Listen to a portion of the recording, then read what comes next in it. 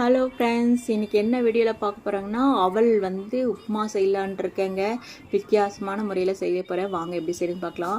நான் பார்த்திங்கன்னா அவல் தேவையான அளவு கழுவி சுத்தம் பண்ணி எடுத்து வச்சுருக்கேன்.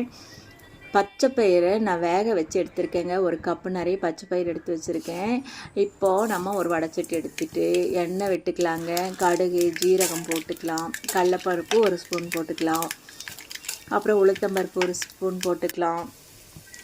இது ரொம்ப நல்லா இருக்குங்க. உடம்புக்கு வெயிட் லாஸ் பண்ணுறவங்களுக்கெல்லாம் இது ரொம்ப நல்லா யூஸ்ஃபுல்லாக இருக்கும். இப்போ பார்த்திங்கன்னா பெரிய ஆனியன் நல்லா நீளமாக கட் பண்ணி போட்டிருக்கேன். நல்லா வதக்கி எடுத்துக்கலாங்க. பச்சை மிளகா போட்டுக்கலாம். தேவையான அளவு காரம் பச்சை மிளகா போட்டுக்கலாம்.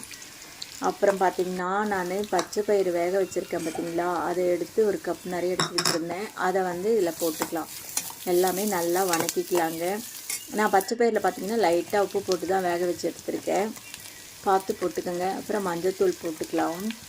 நான் அவலை ஊற வச்சு கழுவிட்டு அப்படியே தண்ணி வடித்து வச்சுருக்கேங்க. ஊரெல்லாம் வைக்கக்கூடாதுங்க, அப்படியே மாவு மாதிரி ஆகிடும்.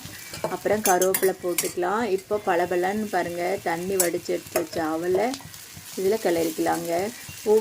ஒவ்வொரு மாதிரி செய்யலாம். நிலக்கடலை பொரிச்சு போட்டு செய்யலாம், புளி காய்ச்சல் ஊற்றி செய்யலாம், எப்படினாலும் செய்யலாம், நம்ம இஷ்டதாங்க.